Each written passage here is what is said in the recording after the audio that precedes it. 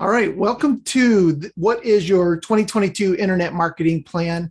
My name is Will Hankey. Thank you so much for jumping on. I appreciate you taking some time today to go through our short program here. Today, we're going to talk about a lot of different things. The biggest thing really is setting your goals. So I wanted to put together a quick slide on what success will look like at the end of today's session. So obviously, the big thing is setting goals. And you'll learn a little bit more about that as we get going on. But setting some concrete goals, knowing how many leads you need to get per month or per day in order to hit your target. You'll understand how to optimize your website, your other online properties for maximum success and exposure. You'll know all about the big picture of online marketing channels, what you should be tapping into, what you should be paying attention to. We'll talk a little bit about latest trends, what's going on this year. And at the end of the program, you'll have a complete plan together to really maximize and leverage everything you have to get the most out of your business, and of course, grow your business as the year goes on. So real quick, let's get your attention here. Mute your cell phone, turn off Facebook, and listen. If you're serious about growing your business this year, I promise these next 45 to 60 minutes can really help you attain that goal.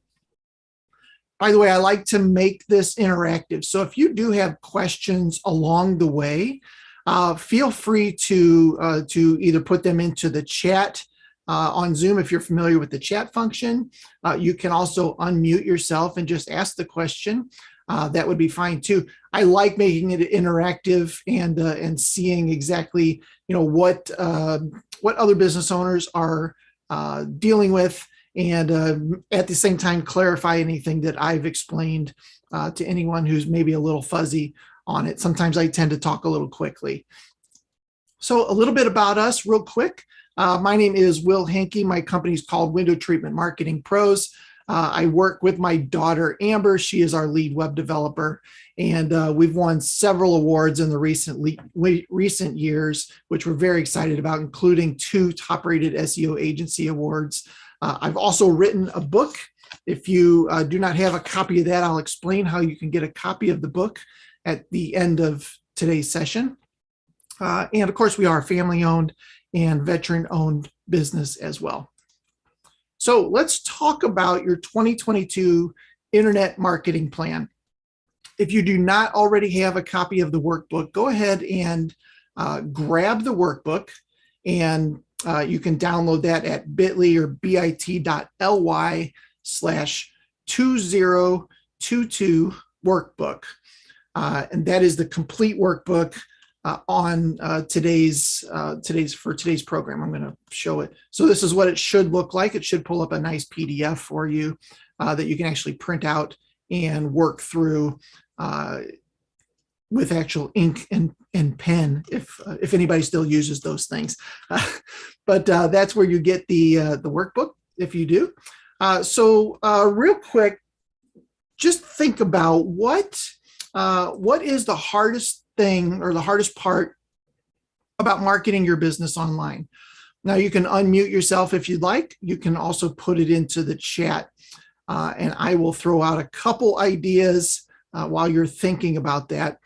The hardest part of marketing your business online, comments that I get the most are around, there's so many things to do, I don't know where to focus my time. I hear somebody say, we need to be on social media, or we need to be doing YouTube videos, or, we need to be doing this or that. And it's so many things that it just becomes overwhelming. I think that's a big part of it. Another one too is we tried it and it didn't work. Usually that is in reference to paid ads, things like that. Google's real good at promoting their ad system and getting you to spend money, but not real good at explaining how to really harness that power to your benefit. So a lot of people will go through a decent amount of money and not get any real leads out of it. So those are a couple different things. be thinking about what the hardest thing is, for you, and hopefully we can kind of talk through some of those as this goes on. So as I mentioned earlier, we need to talk about clear goals, setting clear goals, because goal without a plan is really just a wish. If you feel like you're lost at sea, the wind's not blowing, nothing's happening, you're just kind of drifting around out there. I heard a guy the other day said a lot of people go through life like they're sitting in the back of a taxi cab and they're not telling the driver where to go. They're just kind of letting him drive wherever he drives. And I found that really interesting because it's true. A lot of people don't realize they have the opportunity to tell their taxi driver or form their life in a way that they want it to go. And when you do have those clear goals, it really is like having wind in your sails. You have a direction. You've given direction to the taxi driver, right? You have somewhere that you're going, and that's where you're trying to get to. It's very important to have clear goals in mind. Now, an example of this is a recent Harvard study where they interviewed one of the graduating classes. What they found out is that 84% of the graduating people had no specific goals. They were in the back of the taxi cab, right? 13% had goals but didn't write them down, and 3% had clear written goals and plans to accomplish them. Now, interesting results.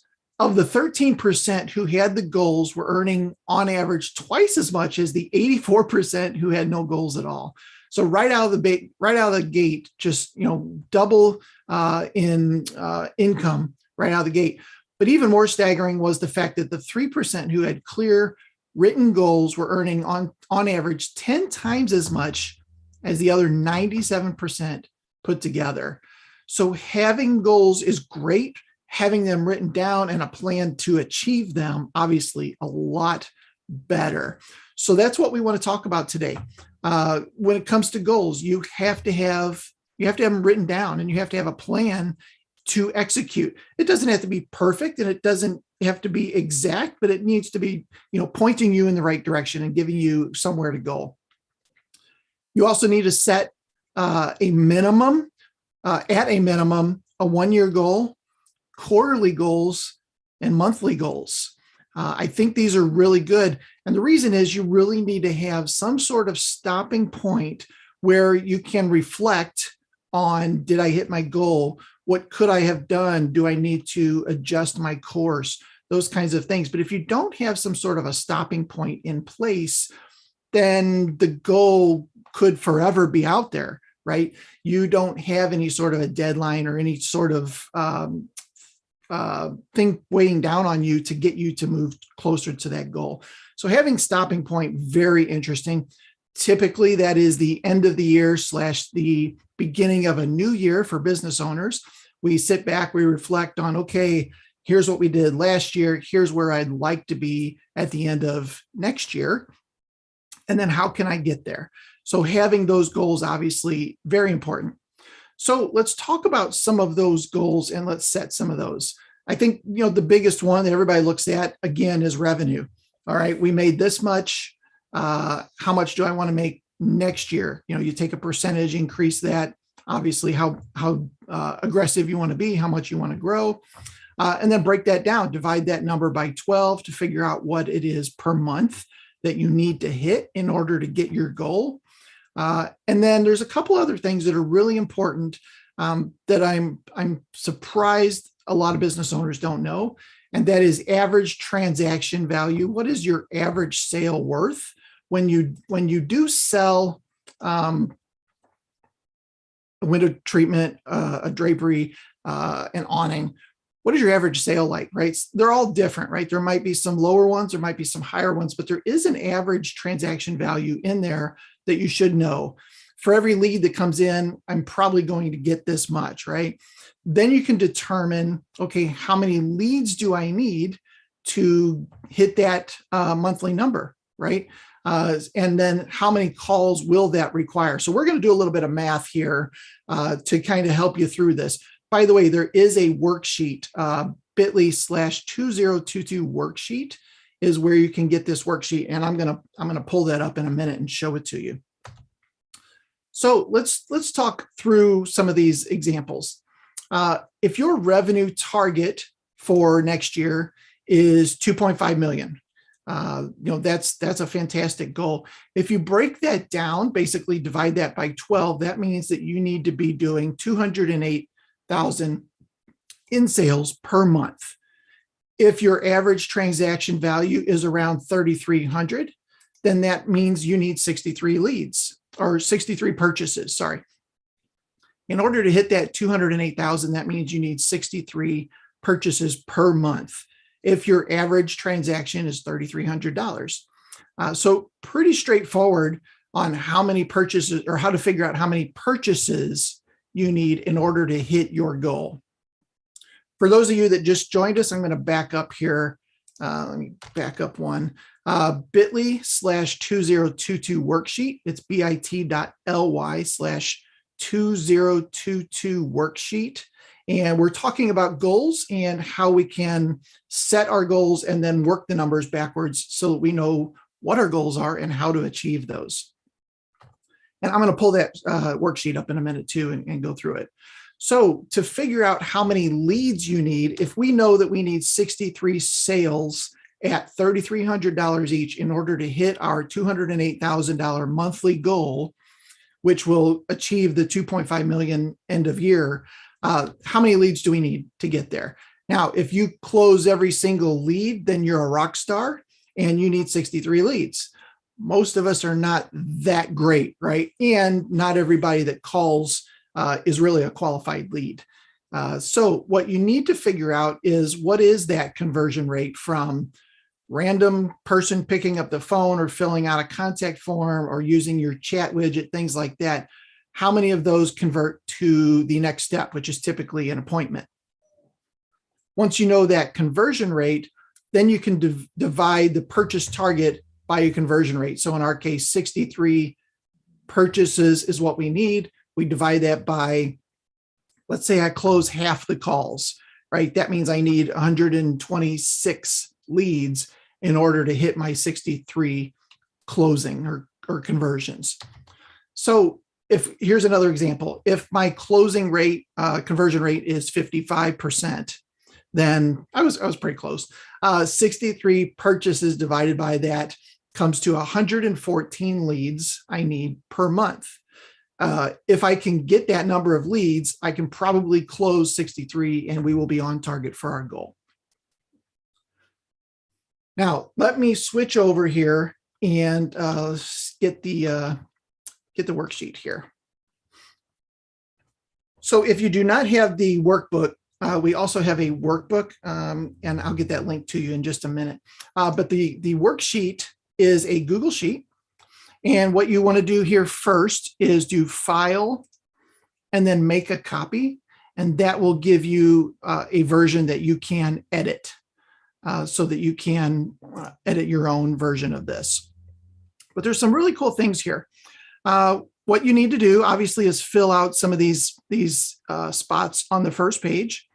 In this case, if your revenue goal is 750,000, that means basically divided by 12, you're going to need to sell 62,000 in sales per month. And then you need to put in, so you need to put in your goal, and then you need to put in your average ticket value or your average transaction value here. And then you need to put in your average conversion rate. If you fill those three numbers in, you'll be able to see the math. It'll kind of do the math for you to see how many leads per month you're going to need in order to hit your goal. So pretty cool little, easy little calculator, if you will, here. And like I said, this is available to everybody. You would just go to File and then make a copy in order to get that to work. Now, while you're here, there are some other things you can do. If you click at the bottom on this tab, Budget Allocations, you can start to learn a little bit more about your business. Obviously, your projected revenue, which is from the previous thing, you don't have to fill that in again. You do need to fill in what marketing budget you want to use. Typically, a marketing budget is somewhere between 7-12% of a business. And as it says here, 8% rule of thumb, typically 15% if you want to be aggressive, 3% if you want to be really conservative. Most companies are in that 7 to 12 range, as you can expect. But what do you want to spend in marketing in order to hit your goals? And then we've also put down here the different types of marketing you could do: online, offline, and then repeat business or referrals. Next down here are the different months, and you'll see I have everything set evenly right now. But in some situations, especially maybe in the colder climates for an awning company, right, you're not going to be selling a lot in January and February. You might start selling in March, with installs a little bit later into the spring.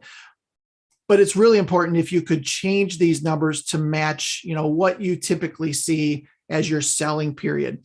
For window treatments, it's most of the year except November and December in a lot of cases. Those seem to be slower months, and January slower, but starting to ramp up as well from the experience we've had with our clients. So there is a little bit of difference here. So filling these numbers out for each of these different sections will show you exactly what you need to spend that particular month on marketing in order to hit your goal. The other thing that I've put down at the bottom here is average cost per lead by source for window treatments and for awnings. And obviously these are just numbers that we've seen with our clients over the years.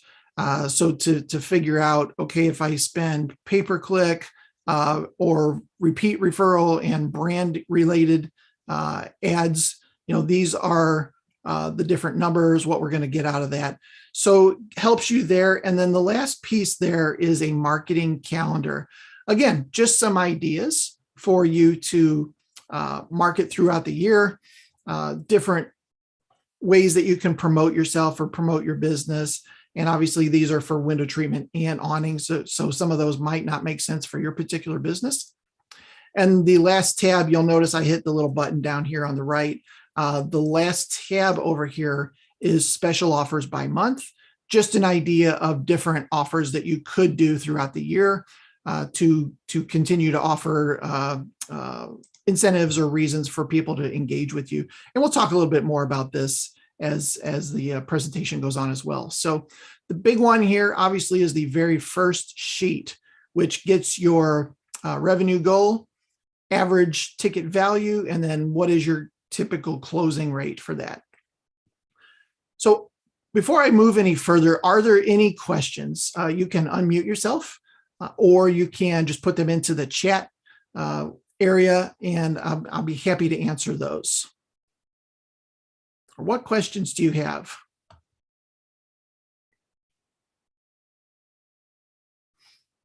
And while you're doing that, I'm going to find the workbook link for you.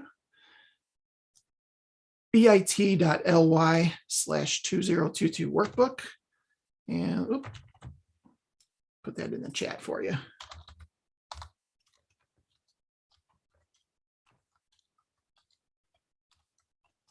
Grab that workbook if you haven't already. And let me get the link for the worksheet that we were just looking at. 2022 worksheet. There you go. All right, well, let's move on. So we talked a little bit about goals. If anybody went through the process and put your goals, I'd love to know what that number is, how many leads you need in order to get there. Make sure you put that into your workbook as well.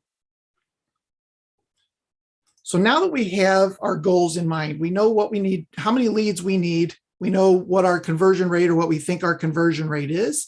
And of course, you can tweak that as time goes on to see how many leads you really need. And also knowing your average transaction value, very important as well. So let's talk about the three pieces or the three fundamentals of business success. And those are market, message, and media. I want to break each one of these down and give you an explanation of those, of each of these. So first of all, let's talk about the market or the who. So who is your ideal customer? And you may have heard people talk about this in the past. Some people call it a persona or an avatar. But knowing who is your ideal customer and being very specific about that person is very important. It's not every homeowner, right? It's not every homeowner. It's not a business owner or an apartment complex owner. It's something very specific, right? So the more specific you can define and be about that particular person or persona, the more you'll be able to understand who your audience is. And this will help you downstream as well. Now, in the workbook on page 9, you'll see that we've put together a bunch of different ways that you can start to figure out who is my customer avatar. Are they a homeowner? Do they like gardening and crafts? Are they frustrated with designers not showing up, or they just need to get the issue fixed? There's a lot of different reasons, a lot of different pieces of building a customer avatar. Typically, first we look at demographics. So they are a homeowner, typically female, typically married with 2 or 3 kids, family oriented. You can start to kind of see what kind of demographics. Look at your customers that you have now. What are your best customers, and what kind of demographics do they have that you really enjoyed to work with? And, circle them, write them down, but start to build what we call a customer avatar. Secondly, pains and frustrations. Why would they reach out to you, right? Their blinds aren't working. Or there's a lot of sun on the back deck in the afternoon. It's just too hot, or the mosquitoes are crazy, right? Or there's too much sun getting in the house. There's a lot of different reasons that they might want to call you, but put those down. What are the pains and the frustrations that they have? And don't forget about things like they're too busy to do it themselves, right? They just need it done. They just want to get it done. They're concerned that if it wasn't installed correctly, maybe they're trying to sell their home and they think this will increase the value, something like that. Lots of different ways that they could be frustrated currently prior to calling you. Mark those down. Also talk about fears and implications. What happens if I pick up the phone and schedule this appointment? Or what happens if I don't, right? They're worried about paying too much. They're worried about sitting around. They're worried about taking a half day off of work in order to get that appointment. And then will they show up on time? Those kind of things. Nowadays, supply chain issues. If I call, how long is it going to be before this is actually done? That is definitely an issue on a lot of people's minds. And then lastly, talk about goals and desires. So ultimately, why are they calling you? Maybe it's simply because they wanted, new drapes and they want it to look nice. But maybe it's because it's almost the holidays and they want the family to really ooh and ah about their new place. Or maybe the sun is blasting down on the deck and they want to be able to barbecue in the afternoons in the summer, right? Lots of different reasons that could be goals and desires. Write those down, circle those, put them in the worksheet as well, because I think this will really help you as you're starting to get into the message, which we'll talk about in a minute. Start to talk specifically to that person. Now, the biggest benefit, obviously, here, as I just mentioned, is if you can see Joe Smith through Joe Smith's eyes, then you'll know how to sell what Joe Smith buys, right? You'll understand exactly what they're going through, what they're thinking, and you'll be able to customize an approach specifically to that type of person, which will help your business grow. All right, if there's any questions about the market, put those into the chat, and I'll make sure to get those answered for you. Next up, we're going to talk about the message or the what. What is it that you're going to say to the audience that you have kind of put together here? First thing, what is the message? What should your avatar, why should your avatar choose to do business with you versus a competitor? This is always a big one. What sets you apart? What is that? Your unique selling proposition. I think that was the big phrase years ago. Your USP, right? What is the thing that separates you from a competitor? And there could be a lot of reasons for this. It could be price. I wouldn't recommend it being price, but it could. It could be always on time, never late. It could be that we clean up better than when we got there. It could be a lot of different reasons, right? The other piece to this is, what benefits do you offer that your target customer avatar will resonate with? So talk about benefits. A lot of times we talk about the features of the product, and it'll do this and it'll do that. But at the end of the day, we really should be talking about the benefits. You will be able to see your TV without the glare, right? You'll be able to barbecue without a hat on or something, right? A lot of different reasons or benefits that you can offer with your product. What is the thing they say? You shouldn't sell the drill, you should sell the hole, right? The customer doesn't want a drill, they want a hole. So you need to think about benefits that a person would want when they potentially contact you. Next, let's talk about pain points. What are some things that we talked about earlier they're frustrated about or they're worried about? What are some of those things you can poke at a little bit to resonate more with that particular client? Are you tired of designers showing up late? Are you worried about support after your awning is installed? There's a lot of ways that you could go about this, obviously, but definitely consider some pain points as part of your marketing strategy. Now, you don't want to be mean about it, right? But there are some things that they're struggling with that if you can just take head on, they're going to be, oh yeah, that's exactly what I was thinking. And that'll get them to read more of your ad, to visit your website, pick up the phone, those sorts of things. So let's talk about some messaging that works and attracts. And I've mentioned some of these earlier. Same day service, or we're on time every time, right? Trustworthy staff. And nowadays, you could probably even mention some things related to the pandemic, right? Clean hands, sanitized environment, a lot of these different things, right? Free estimates, in-home consultations, so they don't have to go anywhere. We wear a mask, all that kind of stuff, right, that you could do. But definitely consider putting some ideas down. This kind of talks back to the reason that they want to do business with you instead of someone else. And it could be that your competitors also do these things, but don't talk about it, right? And you're the one talking about the fact that you do on time, every time, right? Or that you offer free estimates or in-home consultations for free, complimentary. A lot of our clients say complimentary. So having that messaging, and again, writing it down, very important. And then I also want to talk about reviews, because a lot of times customers will look at reviews as part of the decision process to engage with your business.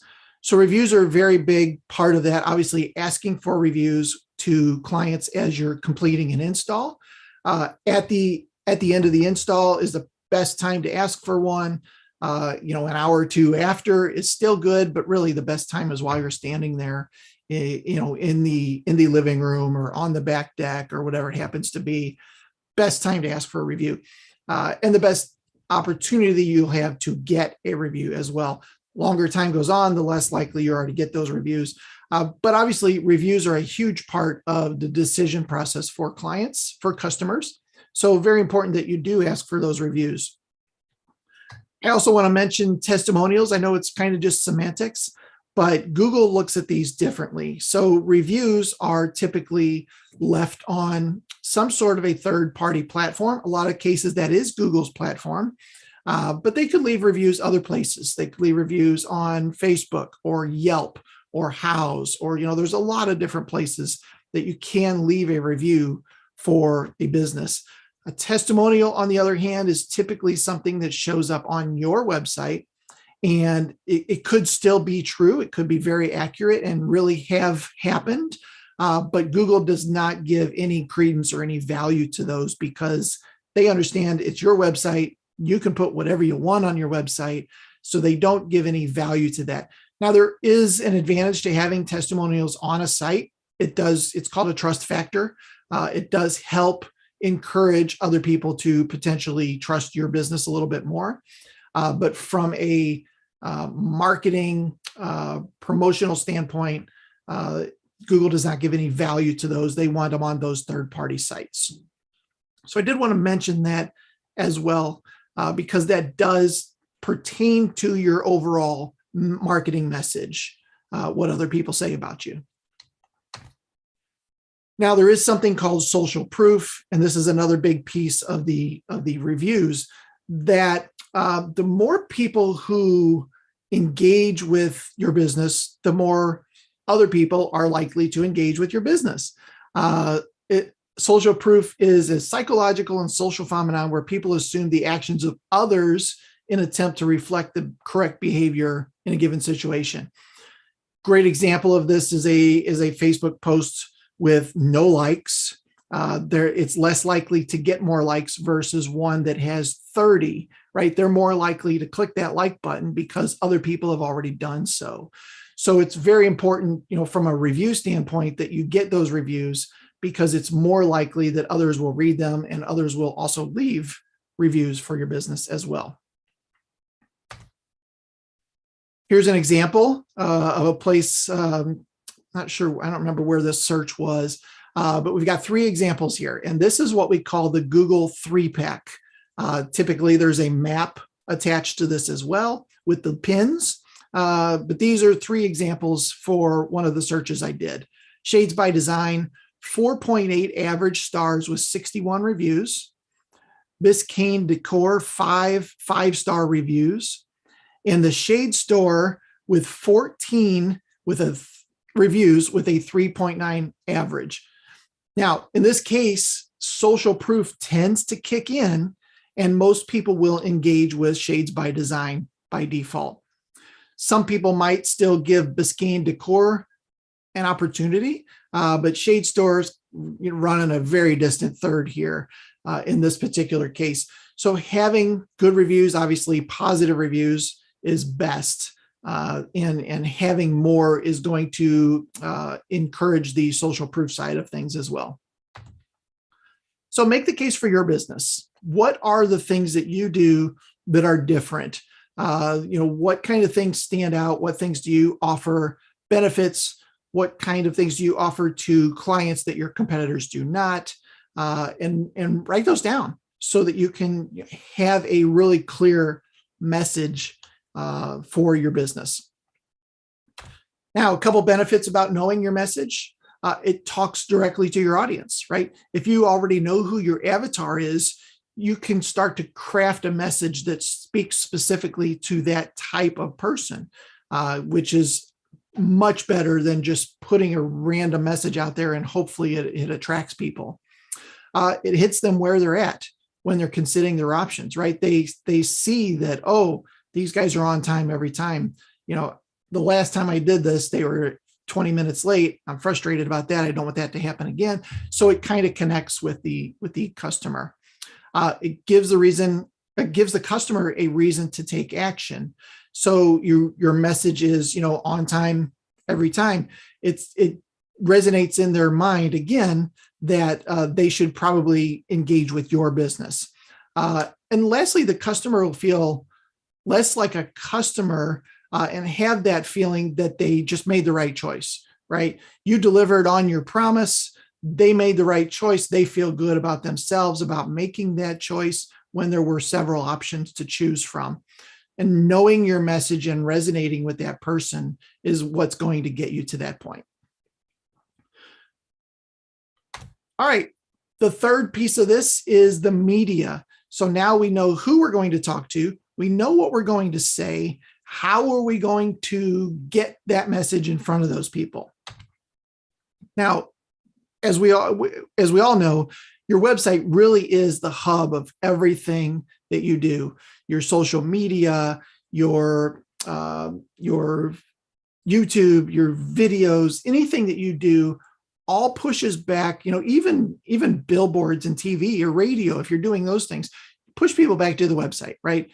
And people are going to go to the website to investigate your business. It is definitely the hub of everything you do. So the important thing here is to figure out, does your site convert visitors to the next step, right? There's a difference between having a pretty website that doesn't do anything and having a pretty good looking website that converts or gets people to take action. There's a big difference there. Obviously, if you can have both, that's even better. But there's more to having a website than just it being pretty. It needs to convert people. So one kind of little exercise I like to do with clients is go to your website, and you could do this right now if you wanted to. Pull up your website, go to your homepage, click 3 random links, and just land on some page. You don't know what page that is. Scroll halfway down that page and see if there is a next step for you. Is there an obvious next step? Does it say, give us a call? Does it say, schedule an appointment? And there's a big orange button there. And then do the practice again. Click a couple others, and does this particular page have these calls to action? One thing is, does your phone number stay at the top no matter when you scroll or not? Is there always a phone number available? Are there next steps? Are they obvious? Or is it really small? Or is there no phone number? And if somebody wants to contact you, they have to go find the contact us page in order to figure out how to engage with your business. This is a great exercise and really speaks to having the conversion elements in place throughout your entire website. Here's an example of Sunshine Drapery, and you can see a couple things here. They've got this big banner, final days, but they've also got a button over here on the right that's orange, schedule a complimentary in-home appointment. Obvious next step, right? It's a different color from everything else. Phone number is on here. They even have a chat widget that pops up and says, can we help you? So there's no way that somebody's going to come to this website and not know what to do next, right? So does your website convert visitors to that next step?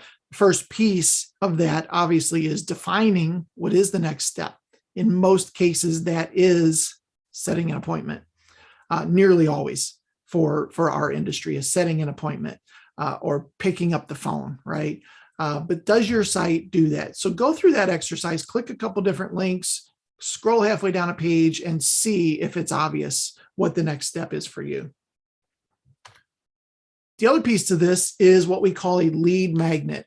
And a lead magnet is something that attracts people and wants them to raise their hand with your business. Hey, I'm thinking about doing business with you, and you want to provide something of value to them, typically in exchange for something of value from them. Now, for your customers, something that they have that is valuable to you would be a phone number. It could also be an email address. It could be obviously money or an appointment, but there might be things prior to that, right? So having something that you can offer them in exchange for signing up for your newsletter might be an example, right? What could you give them in exchange for that? If we look back at Sunshine Drapery over here on the right, we see free design guide. Just enter your email address and click the button, and they'll send that design guide to you. No pressure, no sales pitch, anything like that. It's just a free design guide. Now, you do know that anybody that puts their email address in there and fills that out is probably thinking about draperies or shutters or something, right? Something related to what you sell, or they wouldn't fill that out in the first place. So it gives them an opportunity to raise their hand. And it gives you an opportunity to put some information in front of them that can help them in their minds determine that you are the subject matter experts, if you want, for that particular product or industry. The other piece of this is tracking mechanisms. Are there things in place for you as the business owner to know if this stuff is working? It's very important that you have tracking mechanisms in place. The most obvious, and everybody knows about this, is Google Analytics, which is a free product from Google that tracks your website visitors, where they're going, what they're clicking on, if they're filling out forms, all this kind of stuff. It just tracks all the engagement related to your business. Now, a lot of business owners have analytics and they log in and they look at the pretty graphs and they say, yep, something's happening. I don't know what it is, but something's happening. And then they log out. There's a ton of data there that's very important for your business. I've done a training session on this. If you go to wtmarketingpros.com/training, I did a full training specifically on Google Analytics, what to look for, what kind of screens you need to look at, which data is important, and how to decide for all of this. But Google Analytics is a very important piece of knowing what marketing that you're doing is working, or is it working at all? And that will definitely reflect in, obviously, in additional traffic to the website, additional traffic to specific pages that you're promoting, or product pages, something like that. And obviously conversions at the end of the day, which you can also track inside of there.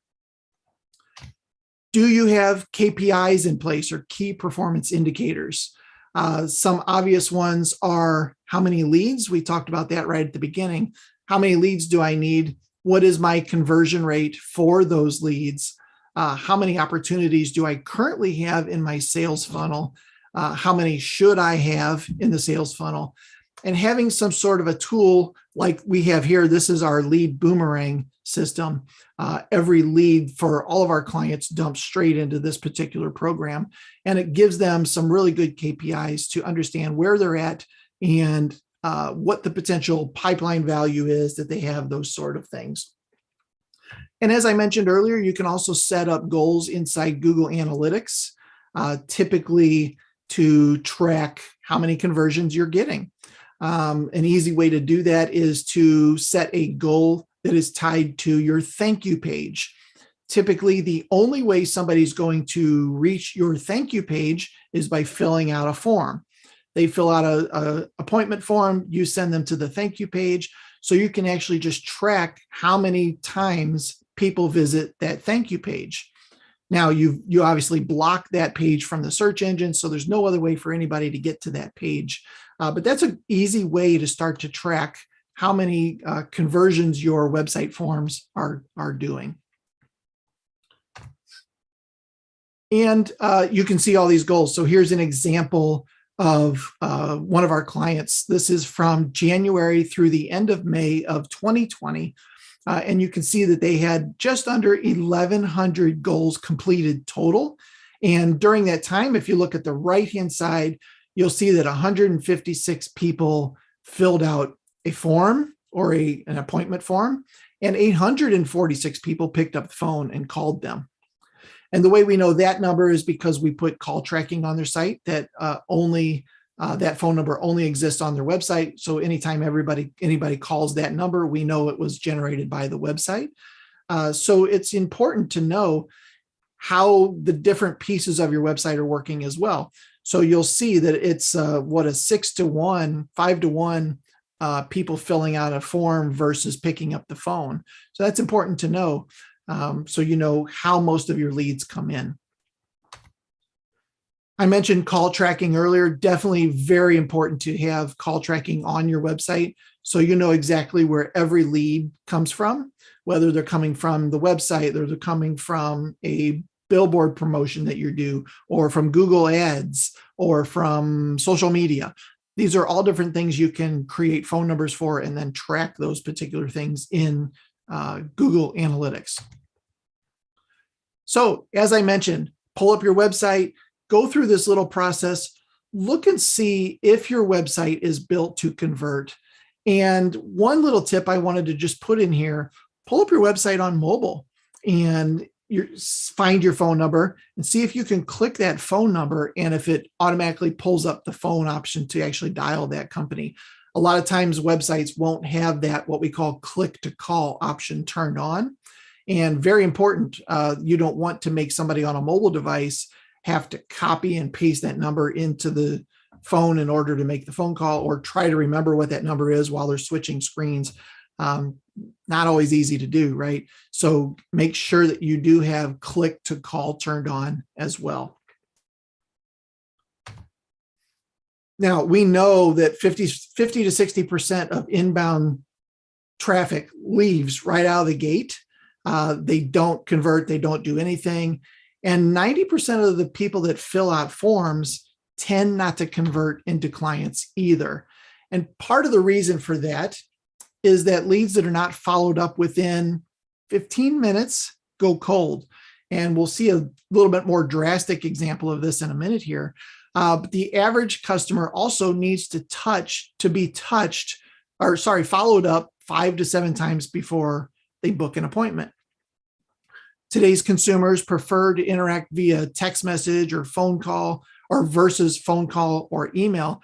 They prefer that interactive text messaging. So offering that as a service, definitely an important piece as well. Now, here's my favorite chart on the entire presentation. This is the potential for conversion in the amount of minutes that pass. So from the time somebody calls you to the time that you either answer or reply back to them in some format, the amount of time, the opportunity that you have to convert that to a lead drastically drops in a short amount of time. And then on the right, the more times that you follow up with a client or a potential customer, the more likely you are to convert them after the 6th touch or the 6th attempt. So very important that you have something built into your system that doesn't just, you miss a phone call and you just missed a phone call. Nothing else happens. You're not following up with them in any way. So there are ways to leverage marketing automation to send somebody who filled out a form, right? Some sort of a message of maybe that's a text message or an email, or you could even drop a voicemail on their phone. Thank you for contacting us. Somebody from our team will be reaching out shortly.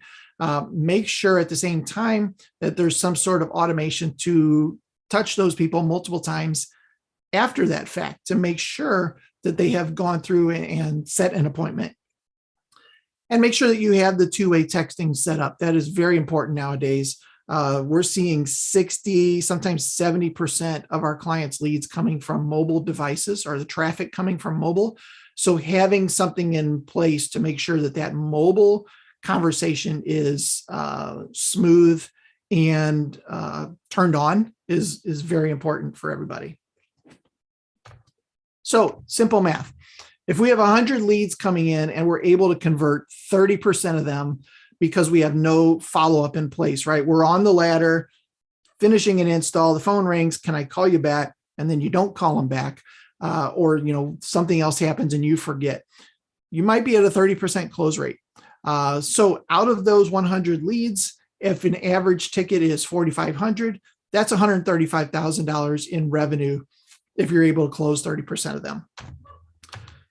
Okay, but not great, right? If you take that same 100 leads and put in some automated follow-up sequences, you're more likely to convert around 70% of them. So that same 100 leads at that same average ticket becomes more than double, set $315,000 in revenue for your business. So it's very important to have those pieces in place, that automated follow-up. You're already getting those leads in. It's just the fact of having a system in place to follow up with them. Obviously, systems are a big part of every business owner, and making sure that you have those in place will definitely increase your revenue. So this makes every lead you get obviously much more valuable. So you need to treat those leads as gold, right? You need to treat them definitely accordingly. So what 3 conversion elements can you implement on your website? Some easy ones here are the lead magnet, right? Some sort of a PDF download is a great one. Just having a button that is crazy color, purple or orange or something that says schedule your appointment. That's an easy conversion element. Making sure that you have the click to call turned on is another good one. What are those things that you can implement on your website? Put those in your workbook.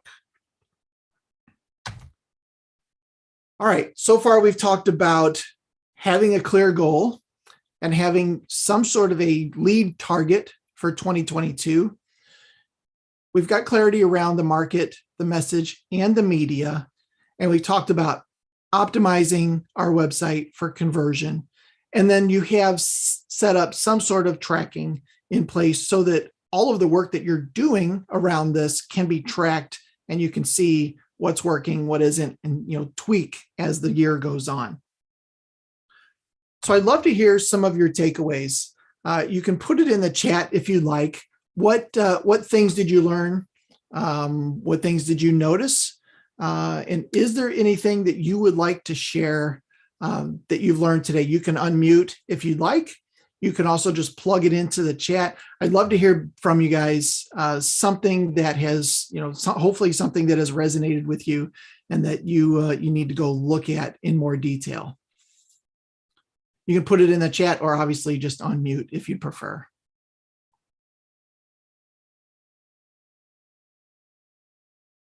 So Madeline says, how does your method differ from organic SEO? So great question, Madeline. Organic SEO is a huge part of what we do for our clients.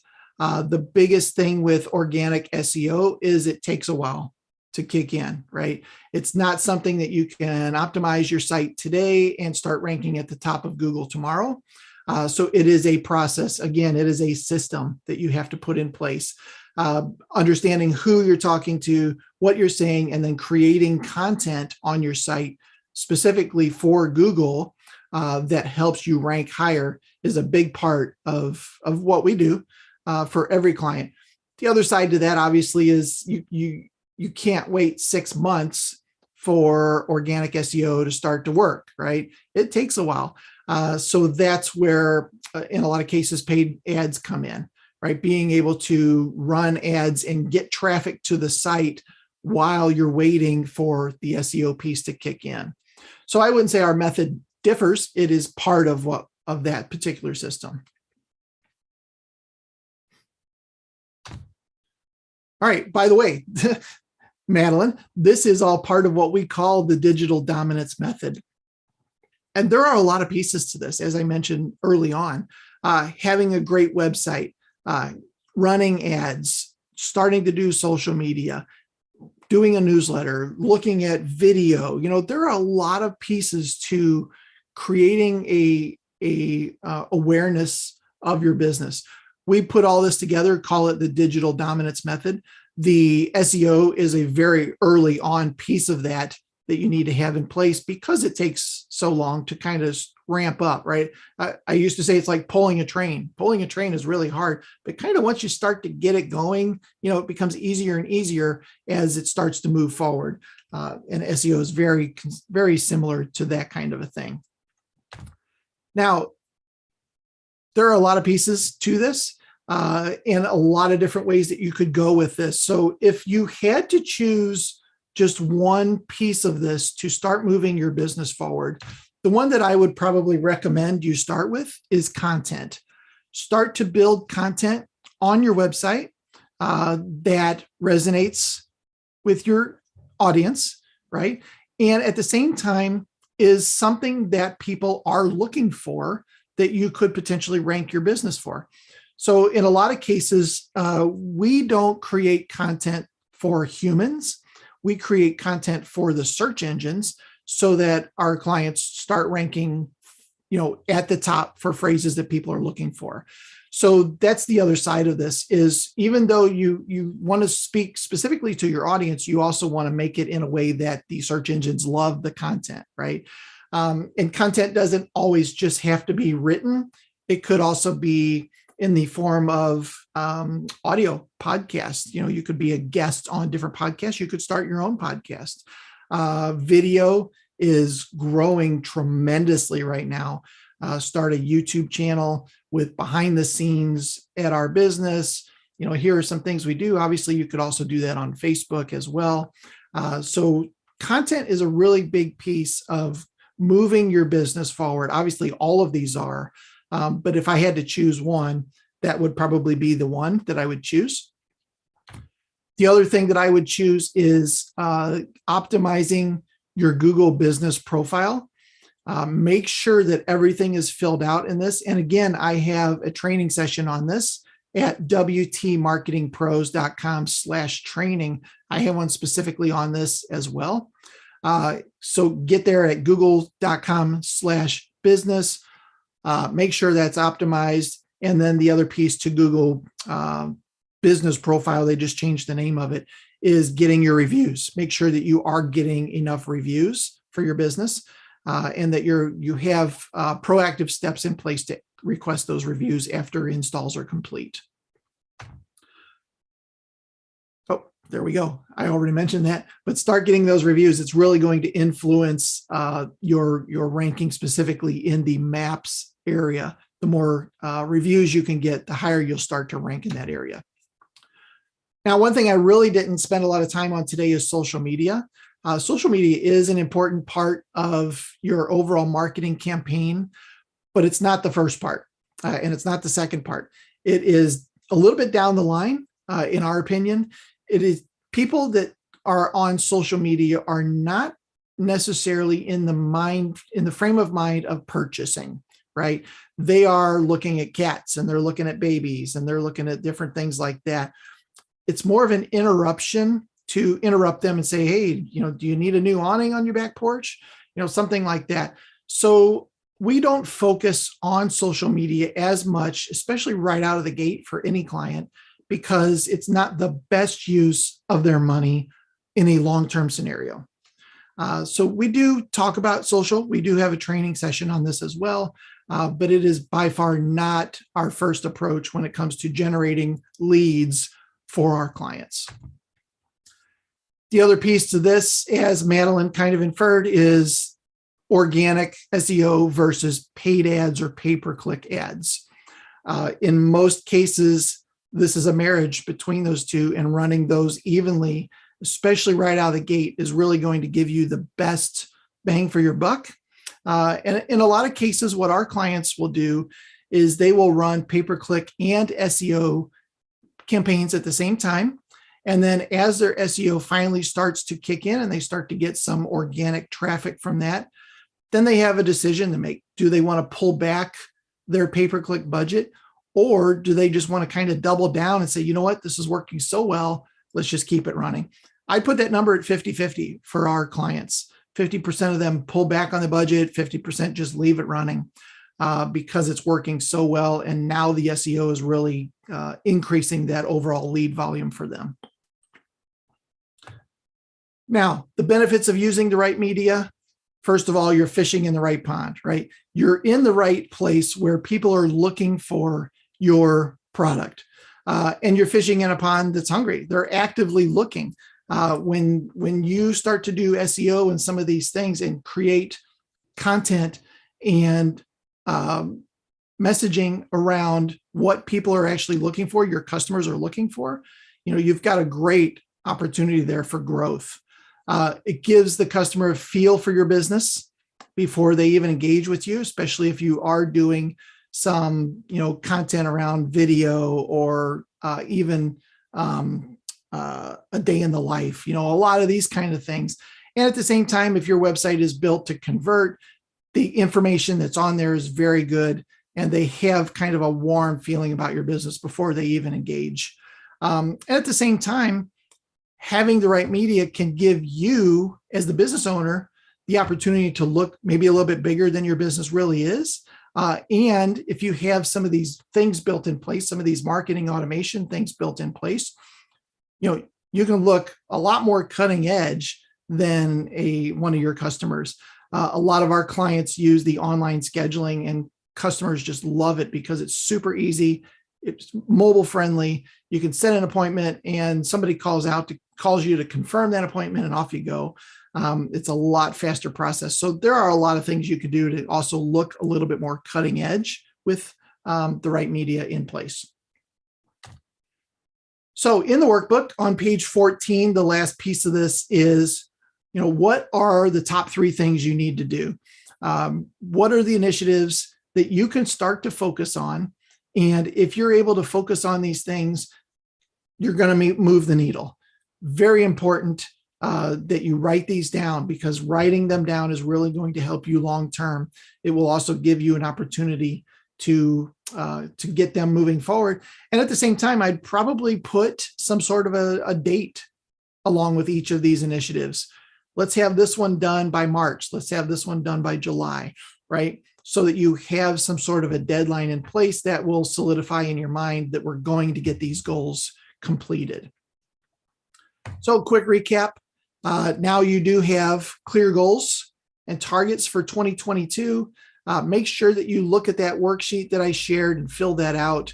It will really help you with the math side of understanding what you need to hit your goal. You have clarity around your market, message, and your media. All 3 things are very important. You know how to optimize your website. Make sure that you look at your business profile as well and optimize that. And then, make sure that you have tracking in place. Very important that even if you don't know what the tracking means at this particular point, get it set up so that you can start to look at it over time and you have that foundation built. Here's where we were, here's where we are. Are we up? Are we down? Is it working? That kind of stuff.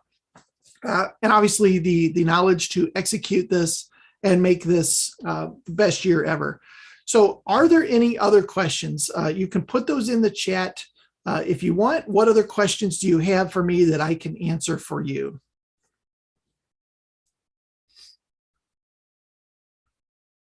And as I said, you can also unmute if you just want to ask the questions too.